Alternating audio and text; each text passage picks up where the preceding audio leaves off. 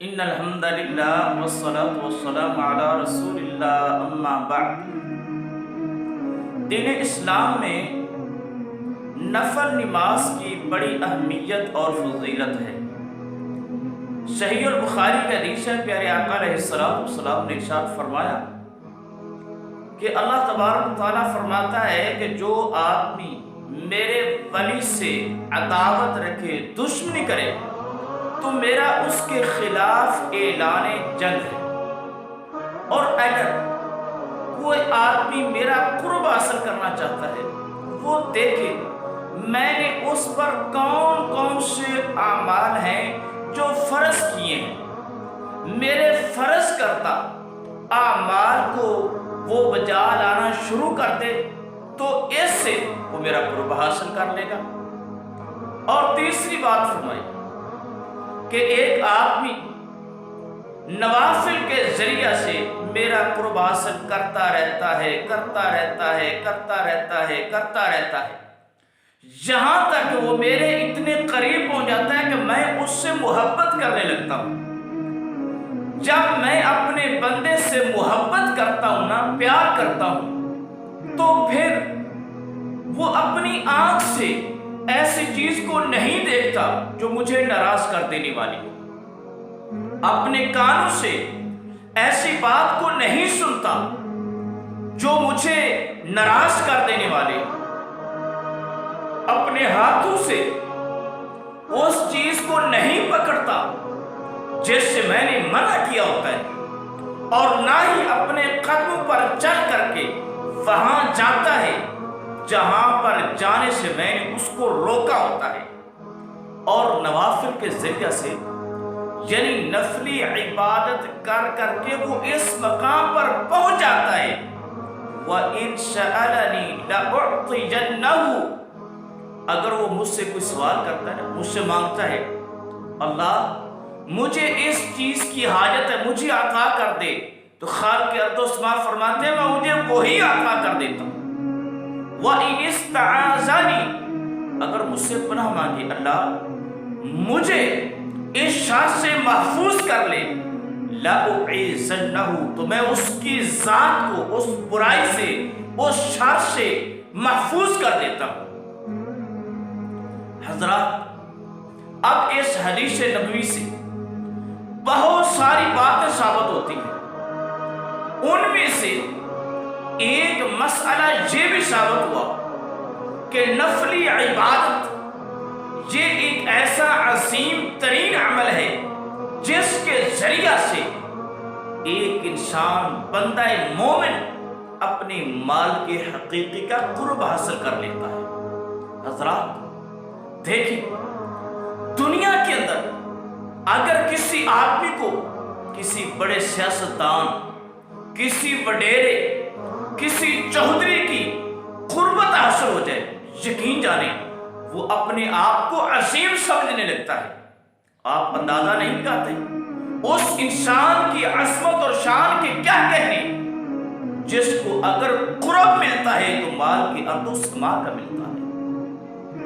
اور نفلی نماز کی اہمیت کا اندازہ اس بات سے بخوبی لگایا جا سکتا ہے کہ پیارے آقا علیہ السلام نے فرمایا قیامت کا دن ہوگا، سب سے پہلے بندہ مومن سے جو حساب لیا جائے گا وہ اس کی نمازوں کا حساب ہوگا۔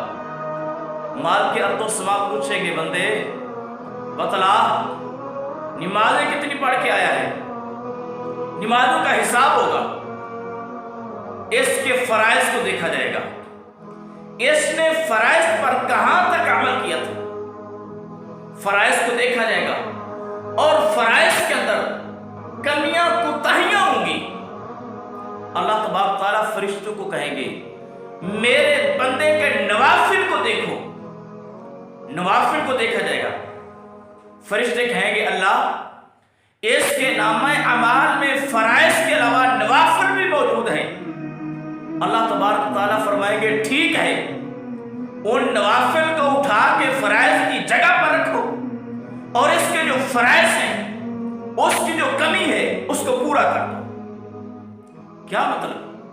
نفل نماز ایسی چیز ہے کہ قیامت کے دن اگر انسان کے فرائض میں کمی ثابت ہوگی، اس کمی کا ازالہ اگر ہو سکتا ہے تو انسان کی نفل نماز سے ہو سکتا ہے۔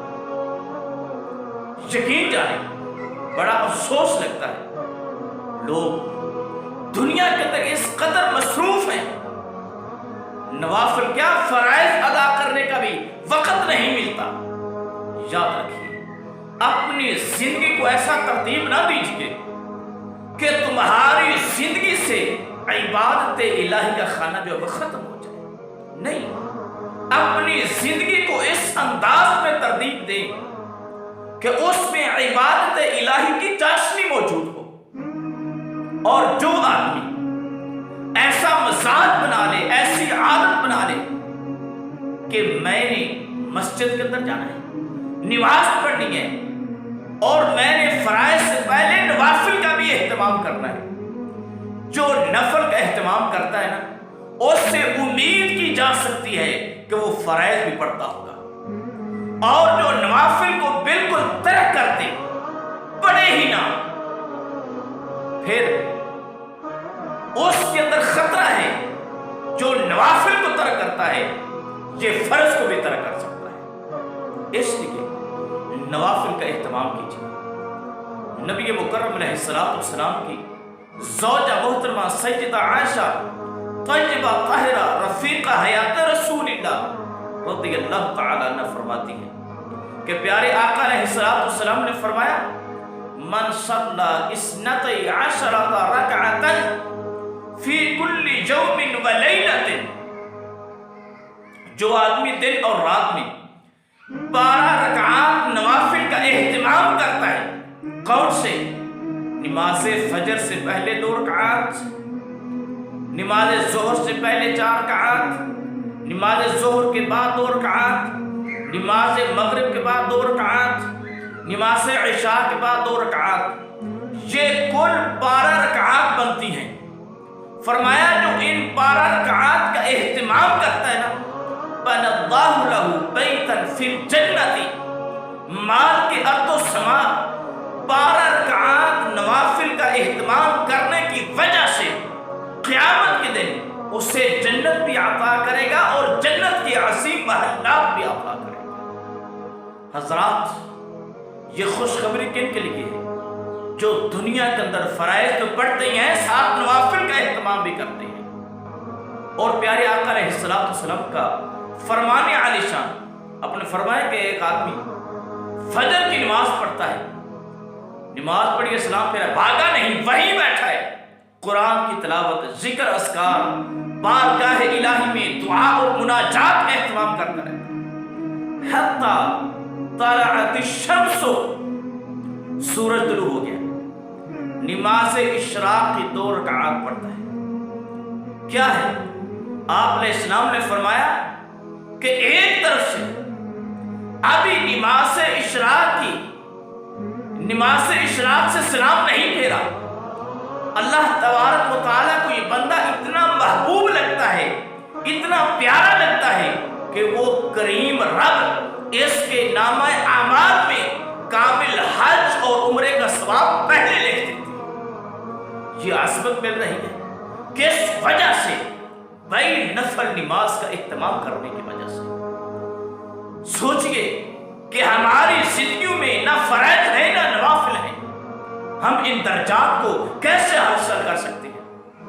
ہم پریشان ہوتے ہیں، کاروبار میں برکت نہیں ہے، مجھے یہ بھی کرنا پڑتا ہے، میں یہ بھی کرنا پڑتا ہے، صبح سے لے کر شام تک ہم مشقتیں اٹھاتے ہیں، پریشانیاں اٹھاتے ہیں، محنتیں کرتے ہیں، اور رات کا جب وقت ہوتا ہے نا، ہمارے کام کی انتہا ہوتی ہے، ہمارے ذہنوں کے اوپر پریشانی کا بھور سوار ہوتا ہے۔